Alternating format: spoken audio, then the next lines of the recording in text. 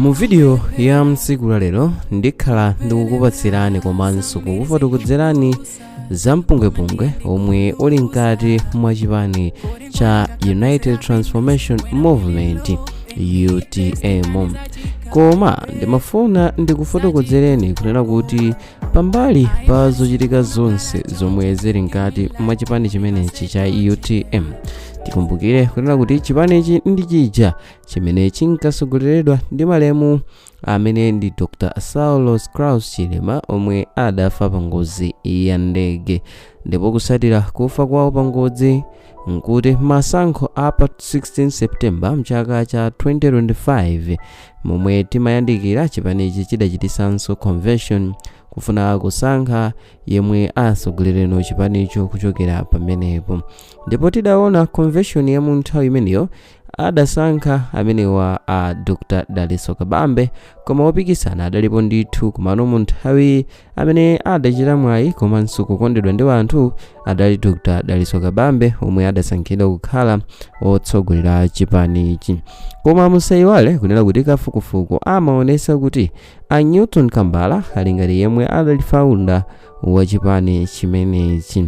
Ndipo kutsatira masankho apa 16 September Daliso Kabambe sadachite bwino pa masankhowa, ndipo adachivomereza komanso kunena kuti azachita nawo contest kapena kuti kupikisana nawonso mchaka cha 2030.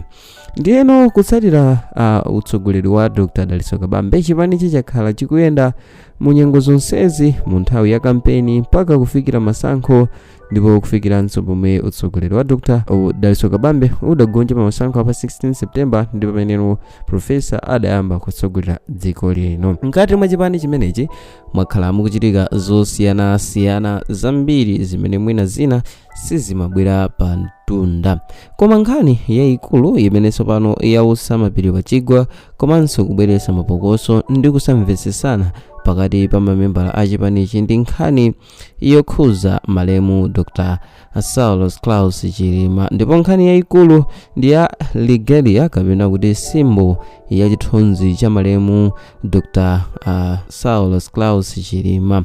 Ndipo nkhani ndiyonena kuti mbuyomu amene ali mtsogoleri wa chipanichi komanso ndi kagulu kena ka anthu Dr. Daliso Kabambe adabweretsa point yonena kuti ali ndi ndingaliro lofuna kusintha zithunzi zimene chipanichi chimagwiritsa mbuyomu, chimene ndi zithunzi za malemu Saulos Chilima, ndi kulolano kuti zithunzi za amene wawa Daliso Kabambe ndizo ziyambeno kugwira ntchito ku chipanichi. Gomano malingana ndi anthu ena adafotokoza kuti ayi zimenezo sitikugwirizana nazo, ponena kuti nkhope ya malemu Saulos Chilima ikamapezeka mu zinthu zokhuza chipani imathandizira kusunga legacy kapena kuti mbiri ya chipani chimenechi cha UTM.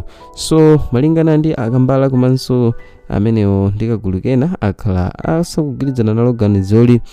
Komanso chinthu china chimene chidausa mapiri pachigwa ndichonena kuti anthu akhala akukayikira m'maganizo mwawo kunena kuti a Newton Kambala zikuoneka ngati mwina boti akhoza kulisika chifukwa chakupezeka kwawo m'misonkhano ya chipani cha DPP ngakhale ali ndi udindo waukulu kumeneko ku UTM. Koma nkhani yayikulu imene idausa kwambiri komanso kubweretsa debate yayikulu ndi nkhani yofuna kusintha nkhope ya malemu Saulos Klaus Chilima mu zinthu zosiyanasiyana za chipani chimenechi cha UTM, chimene anthu ochuluka sanagwirizane nazo kunena kuti ayi zimenezo zithandizira kufuifisa kapena kuti kupondereza kapena kupititsa pansi mbiri yabwino imene malemu Saulos Chilima anali nayo ku chipani. So malingana ndi anthu osiyanasiyana omwe amalankhulira pandale adafotokoza kuti chiganizo chimene akuchita amenewa UTM kudzera mwa mtsogoleri wawo, ngakhale adafotokoza kuti cholinga chawo ndi kufuna kupanga kuti anthu adziwe bwino kwambiri za mtsogoleri yemwe akuyima nawo pa masankho amene adza aponyedwe mchaka cha 2030. Komano izi sizili ndi value kwambiri ponena kuti kuchita kampeni kungathenso kupangisa anthu kudziwa mtsogoleri yemwe alipo pambali pochosa nkhope ya Dr. Saulos Klaus Chilima. Choncho choncho sadagwirizane nazo ndipo adapereka zitsanzo za zipani zikuluzikulu zomwenso ndi zakale kwambiri mdziko lino la Malawi monga DPP komanso MCP. Zipani za DPP komanso MCP zimapitiriza kusungabe zithunzi za Bingu komanso His Excellency Dr. Kamuzu Banda, ndipo malo make amangochita feature zithunzi za atsogoleri omwe alipo, ndipo kwa amene mudachitapo observe kuonesesa muzapeza kuti nsalu za chipani cha DPP ndi za nkhope ya amene wa Bingu wa Mutharika, pamene ma t-shirt ambiri ena amakhala ndi nkhope ya Profesa Arthur Peter Mutharika, koma sadachitiretu chiganizo chochoseratu nkhope ya Bingu wa Mutharika, zimene zimathandizirabe kusunga mbiri ya Bingu wa Mutharika ku chipani chimenechi cha DPP. Komanso kumene ku MCP Dr. Kamuzu Banda zithunzi zawo zimapitirira kupezeka mu nsalu za chipani cha MCP, ndipo kwa amene tidachita observe amene wa Makikafe Chakwera amakonda kupezeka mu zithunzi za ma t-shirt osiyanasiyana a chipani, komano sadachoseretu zithunzi za amene wa Kamuzu Banda mu zochitika za chipani cha MCP. So mosiyana napo ndi ganizo limene likuchitidwa kumene ku UTM limene anthu ambiri sadagwirizana nalo, limene alisusa lochita chiganizo chochoseratu nkhope ya amene wa late Saulus Chilima ndi kuyika nkhope ya Adaliso Kabambe amene ndi president a chipani cha UTM padakali pano. Komano monga takamba kale anthu osiyanasiyana achita raise makonseni awo kunena kuti chiganizo chimene chikupangidwa chi sichoyenera, ndipo chimenecho ndi chopondereza mbiri komanso kuphiratu legacy ya late Chilima. So kwa amene timakonda komanso kusatira ndale ndimafuna ndidadziwa maganizo anu kunena kuti chiganizo chochosa nkhope ya late Saulus Chilima chimene anthu ena akususana nachonso ku chipani cha UTM, inu mukuchiona bwanji?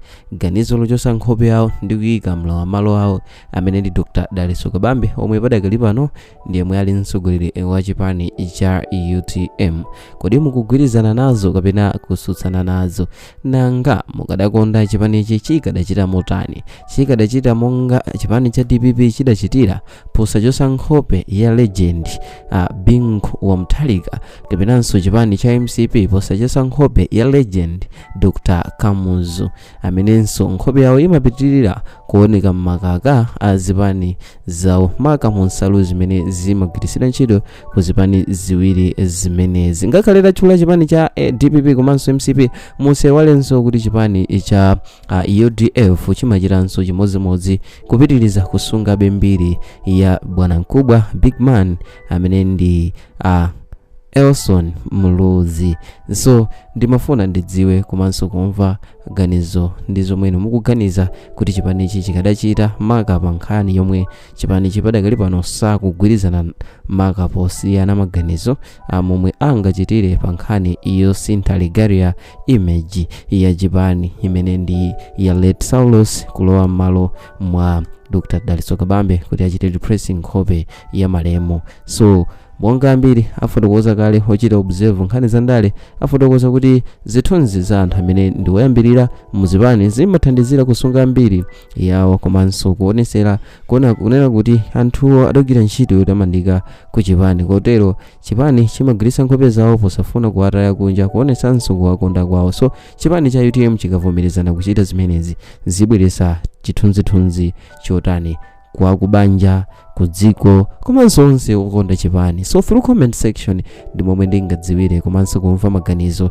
za nkhani imeneyi. So mu video ya mtsiku la lero mudali ndine wanu wa nthawi zonse Mike Thompson, ndipo ngati mwayikonda musaiwale kuchita like komanso subscribe kuti tithenso kumakupatsirani ena mwa videos amene tikukonzerani pano pa Sam Mavita YouTube channel. Bye.